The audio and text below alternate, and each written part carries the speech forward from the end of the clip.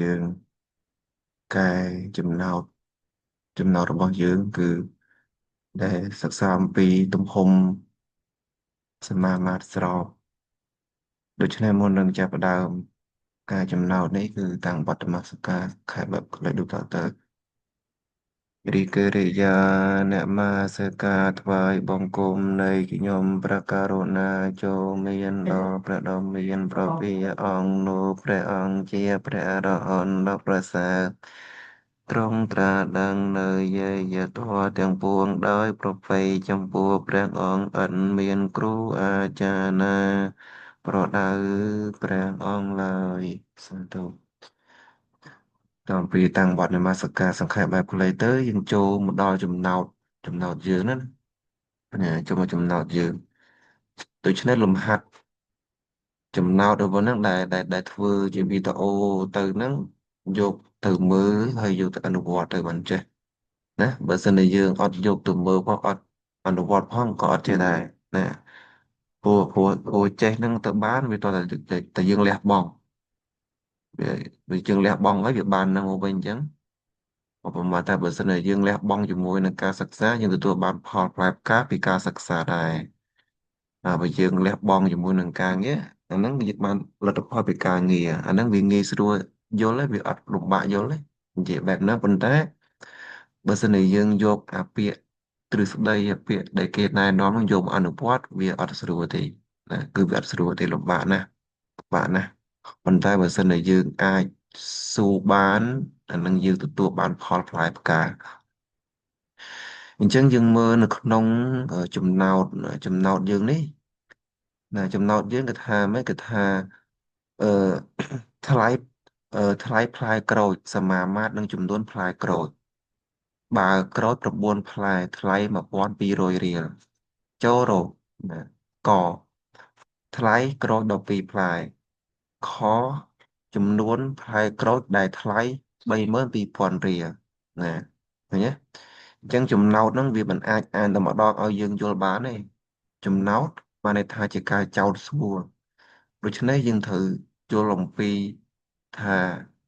តើគេសួរនឹងដើម្បីអីគេចង់បានអីយើងចាំបានកន្លែងណាបើសិនជាយើងអត់ដឹងថាគេសួរពីអីផងយើងឆ្លើយមិនត្រូវយើងបកស្រាយមិនអាចអឺល្អអត់បានទេដូច្នេះវាត្រូវឲ្យយើងយល់អំពីគោលបំណងគេយល់អំពីគោលបំណងបន្ទាប់អំពីយើងយល់អំពីគោលបំណងគេនឹងហើយយើងត្រូវធ្វើអីទៀតគឺត្រូវដោះស្រាយទៅតាមរូបមន្តដែលគេប្រាប់វាមកណាដែលវាប្រាប់វានឹងមកអញ្ចឹងយើងមើលនេះគេថាម៉េចគេថាបើផ្លែផ្លែក្រូចហ្នឹងវាសមាមាត្រជាមួយនឹងចំនួនផ្លែក្រូចបានន័យថាកាលណាបើសិនជាចំនួនផ្លែក្រូចហ្នឹងវាច្រើនអាតម្លៃនៃការទិញហ្នឹងក៏វាច្រើនដែរអកាលណាបើសិនជាយើងមានលុយនឹងច្រើនអាចំនួនផ្លែក្រូចក៏ច្រើនដែរអញ្ចឹងវាសមាមាត្រគ្នាទៅវិញទៅមកវាសមាមាត្រណាគឺវាសមាមាត្រគ្នាឥឡូវចូលចម្លើយកណាសុំទីមកទៀតចេះណាសុំសរសេរណាសុំសរសេរខាងទៀតហ្នឹងកណាអូសចម្លើយវាមកកណាអូសនេះអូសរូបមន្តវាចុះណាអានេះគឺរូបមន្តអញ្ចឹងរូបមន្តវាបានមកគឺថាក្នុងសមាមាត្រអញ្ចឹងក្នុងសមាមាត្រផលគុណតួចុងវាស្មើនឹងផលគុណតួមធ្យម អញ្ចឹងហេតុតែបានគេថាវាស្មើនឹងតួមធ្យមពីព្រោះគឺគុណឆ្លាស់គ្នាណាគឺគុណឆ្លាស់គ្នានេះឃើញទេណាឃើញទេអានេះមិន x 2ហ៎ x 2គុណជាមួយនឹង y 1ដល់ពេលគុណទៅវាបាន x 2ហើយនឹង y 1ណាឃើញទេហើយនេះឃើញទេនេះវាបាន x 1គុណជាមួយនឹង y 2វាស្មើប៉ុន្មានវាស្មើនឹង x 1នឹង y នឹង y y 2និយាយឲ្យស្រួលស្ដាប់ទៅបានន័យថាយើងគុណខ្វែងគ្នាណាគឺវាខ្វែងគ្នាអញ្ចឹងណាគឺវាខ្វែងគ្នាអញ្ចឹងណាគឺវាខ្វែងជាងអញ្ចឹងអាហ្នឹងគឺអាហ្នឹងគឺជារូបមន្តណាគឺជារូបមន្តឥឡូវយើងចូលចម្លើយយើងណាកាលណាបានសរសេរចម្លើយរួចហើយណាដល់គុណមើលមួយតួកុំតាន់មើលច្រើនពេកណា អានេះប្រធានគេណាអានេះប្រធាននេះអានេះចម្លើយដែលយើងបកស្រាយណាចម្លើយយើងបកស្រាយអញ្ចឹងកណាបញ្យល់អានេះម្ដងទៀតប្រធានម្ដងទៀតដើម្បីឲ្យខ្ញុំបាត់ឆាប់យល់បន្តិចជាងគេថាអឺថ្លៃផ្លែក្រូចនឹងវាសមាមាត្រនឹងចំនួនផ្លែក្រូចបានន័យថាម៉េចបានន័យថាកាលណាបើសិនជាថ្លៃអឺថ្លៃផ្លែក្រូចហ្នឹងយើងមានលុយកាន់តែច្រើនយើងនឹងទិញចំនួនផ្លែក្រូចហ្នឹងក៏បានច្រើនដែរណាវាបានច្រើនដែរគឺវាសមាមាត្រគ្នាដូចដែលយើងរៀនសប្តាហ៍មុនអញ្ចឹងតកតអំពីការថ្លឹងម៉ាស់បានន័យថាកាលណាបើទម្ងន់វាកាន់តែធ្ងន់អាចចំនួនវីទ័រអាចចំនួនដែលលេខវាហ្នឹងក៏វាកើនឡើងទៅតាមនឹងដែរបានន័យថាបើសិនជាតគុណវាធំអាគីឡូហ្នឹងក៏វាឡើងទៅតាមនឹងដែរណាវាឡើងទៅ80គីឡូវាឡើង100គីឡូឡើង100អឺ100អញ្ចឹងទៅណា200គីឡូអញ្ចឹងទៅបើតគុណវាតូចគីឡូហ្នឹងវាទៅប្រហែលវាទៅជា40គីឡូវាទៅជា50គីឡូហ្នឹងហើយនៅក្នុងមេរៀនអញ្ចឹងវាដូចគ្នាអញ្ចឹងគឺវាសមាមាត្រអញ្ចឹងណាវាសមាមាត្រជាងគេថាបើផ្លែក្រូចនេះ9ផ្លែថ្លៃប៉ុន្មាន1200រៀលស្ដាប់ទៅតណាកន្លែងហ្នឹងអញ្ចឹងកាលណាគេប្រាប់ថាបើផ្លែក្រូចហ្នឹងវា9ផ្លែវាថ្លៃ1200រៀលស្ដាប់ទៅតកន្លែងណាតែអត់តន់ហានិភ័យណាអញ្ចឹងបន្ទាប់ពីបញ្យល់ចប់គណៈដាក់លំហាត់ដាក់លេខហ្នឹងគឺឲ្យធ្វើឲ្យចំណោទនឹងឯងដល់ស្រាយអញ្ចឹងយើងបានមកហាក់ចូលរកណាចូលរកគេថាថ្លៃបើសិនជាថ្លៃក្រូចហ្នឹង12ផ្លែណាស្ដាប់បន្តឡើយណាមើលមួយអញ្ចឹងបើសិនជាថ្លៃក្រូចហ្នឹង12ផ្លែតើយើងត្រូវចំណាយលុយនឹងប៉ុន្មានណាចំណាយលុយនឹងប៉ុន្មានអញ្ចឹងយើងទាញបានរូបមន្តយើងគឺយើងទាញបានប៉ុន្មានគឺយើងទាញបាន9 9លើ12 9បានបណ្ណាមក9គឺបានមក7គឺ9ផ្លែក្រូចនេះឯងអត់ដល់ពេលប្រភេទទី2ហ្នឹងគឺបានប៉ុន្មានប្រភេទទី2គឺបាន1200អា1200បានបណ្ណាមកគឺបានមក7កន្លែងថ្លៃបានន័យថាផ្លែក្រូចដែល9ផ្លែហ្នឹងវាស្មើនឹង1200រៀលណាគឺវាស្មើប៉ុណ្ណឹងណានឹងសេតាមគេយើងហើយដល់ពេលលំហាត់ឲ្យធ្វើអត់ឲ្យសេសង្ខេបទេគឺសរសេរតាមលំនាំរបស់សៀវភៅពុំគេមកណាចាំយើងចេះចាំយើងសង្ខេបយើងព្រោះឥឡូវយើងកំពុងតែរៀនណាអញ្ចឹង12នេះបានបណ្ណាមក12នេះ12នេះបានបូក7គេសួរថានេះតើថ្លៃក្រូចហ្នឹង12ផ្លែហ្នឹងតើយើងទិញហ្នឹងតើត្រូវការចំណាយលុយប៉ុន្មានណាវាត្រូវការអឺតើយើងអស់លុយប៉ុន្មានអញ្ចឹងយើងអត់ទាន់ដឹងទេណាអញ្ចឹងយើងតាំងសញ្ញាអិចអិចហ្នឹងគឺយើងតាំងណាយើងតាំងអិចបន្តមកទៀតយើងគុណខ្វែងណាបន្តមកទៀតយើងស្មើទៀតប៉ុន្មាននៃចម្លើយវាណាអញ្ចឹងយើងគុណខ្វែងចុះ12នេះ12គុណជាមួយនឹង1200ទៅវាបានស្មើប៉ុណ្ណឹងភាគយកយើងណាដល់ពេលភាគបាយយើងវាមានប៉ុន្មានវាមាន9លើអិចគុណនោះវាបាន9ណាសួរថាហេតុអីបានយើងគុណខ្វែងអាហ្នឹងគឺមកអំពីដោះស្រាយទៅតាមរូបមន្តវាដែលគេហៅថាសមាមាត្រគឺវាសមាមាត្រ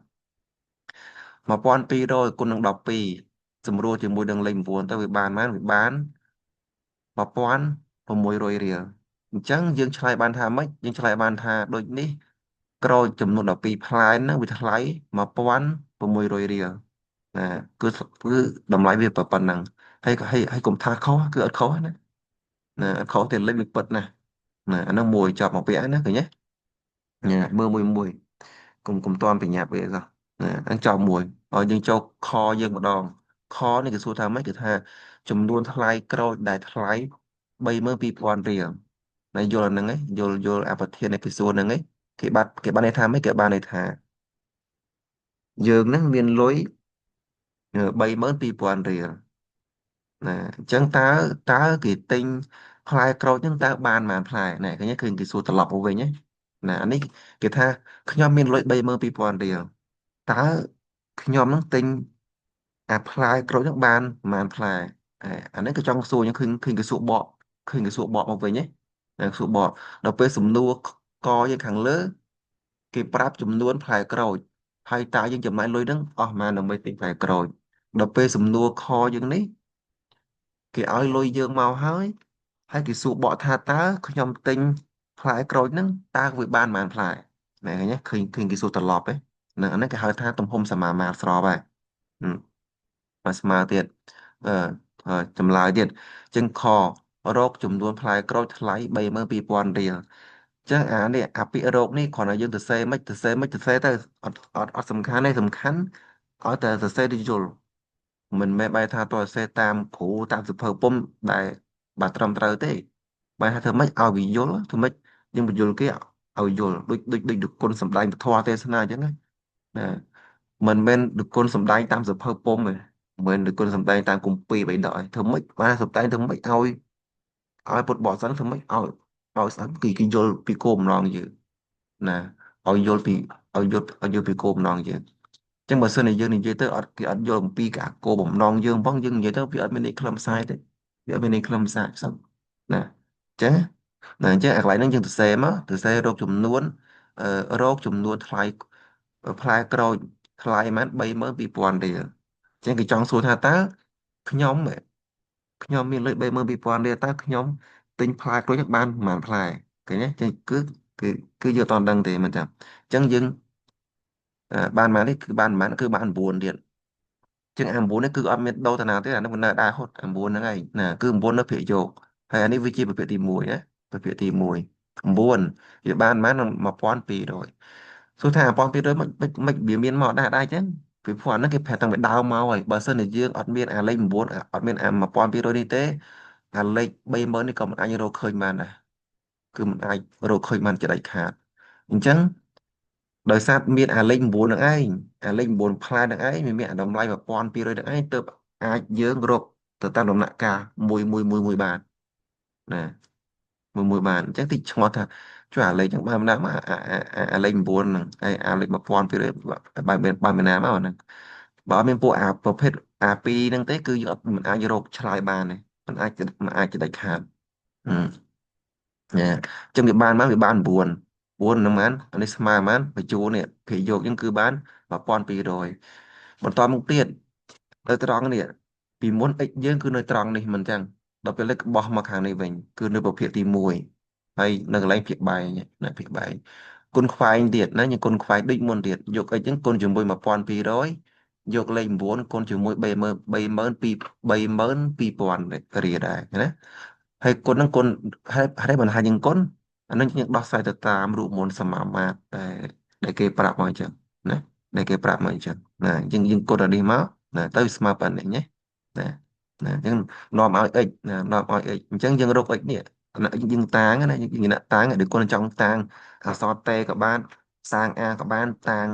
អក្សរ d ក៏បានដែរសេចក្ដីយើងណាសេចក្ដីយើងអញ្ចឹងយើងតាងបាន x ណាគឺនាំឲ្យ x ចឹងអានេះវាមាន9ណា9គុណជាមួយនឹង32,000 រៀលនេះវាស្មើវាស្មើ32,000រៀលគុណជាមួយនឹង9អានោះភាគយកទេណាភាគយកដល់ភាគបែងយើងយក x នេះ x នេះគុណជាមួយ1200ទៅវាបាន1200 រៀលណាហើយស្មើមកទៀតដល់ពេលយើងសម្រួលវាទៅណាយើងយកអាលេខ32,000 រៀលគុណជាមួយនឹង9ទៅហើយសម្រួលជាមួយនឹង1200ទៅវាស្មើនឹងណាវាស្មើនឹង240ផ្លែណា វា240 supply អញ្ចឹងយើងឆ្លើយថាម៉េចថាដូចនេះចំនួនថ្លៃក្រូចដែលយើងមានលុយ32,000 រៀលនឹងឯងគឺយើងទិញបាន240ផ្លែណាគឺចម្លើយគឺមានប៉ុណ្្នឹងឯងណាមានប៉ុណ្្នឹងអញ្ចឹងចាំកណាដាក់បដូរលេខទៅហើយធ្វើតាមទម្រង់សៀវភៅពុម្ពគេមកអញ្ចឹងណាហើយកុំសេកាត់ទេសោះសេតាមដំណាក់កាលមួយ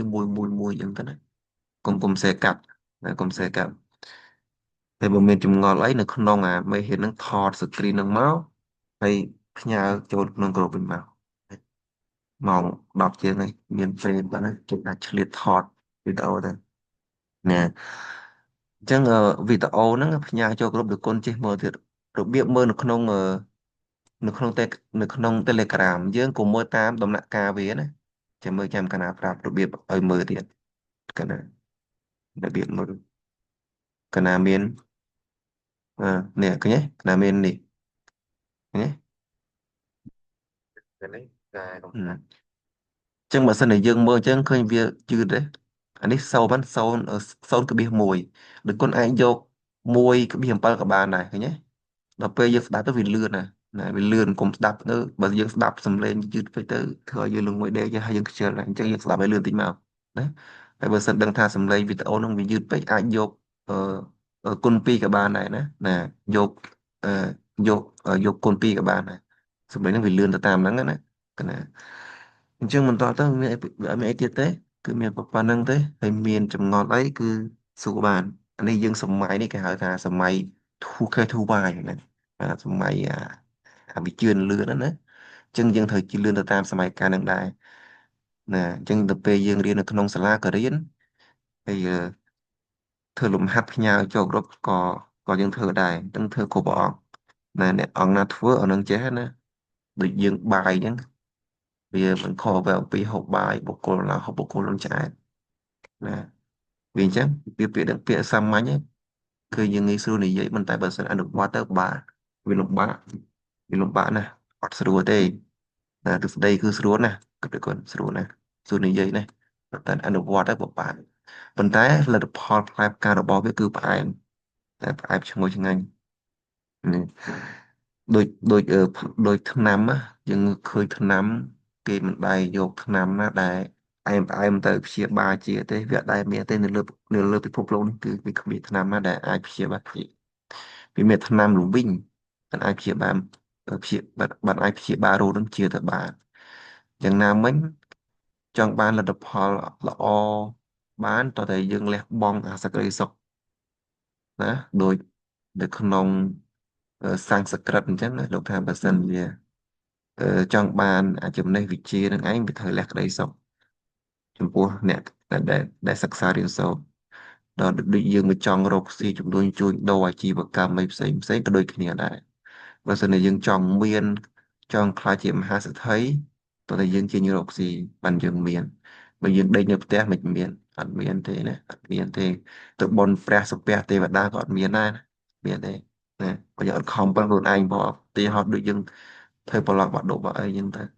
បើយើងប្រឡងឌីប្លូមទៅមិនទៅបើយើងអត់ដែលមើលសៀវភៅផងហ្នឹងហើយឲ្យទៅប្រឡងឌីប្លូមមិនជាប់វាមិនជាប់ទេណា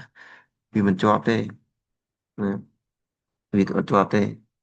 ដូចបាក់ឌុបឲ្យមិនបើសិនជាអត់ខំមើលមិនជាប់អត់ជាប់ទេណាណាទីច្រឡំថាទៅបនទេវតាប្រឡងជាប់អវិនចប់បដោយសូរធំបាទណាតែថាសូរធំណាចឹងលេខយើងមានប៉ុណ្ណេះកុំឲ្យយកហើយកុំឲ្យវីដេអូនោះវែងពេកមានប៉ុណ្ណឹងហើយចាំកណាផ្ញើចំណោទដាក់ចូលក្នុងក្រុមហើយធ្វើគ្រប់ព្រះអង្គណាបាយកុំលា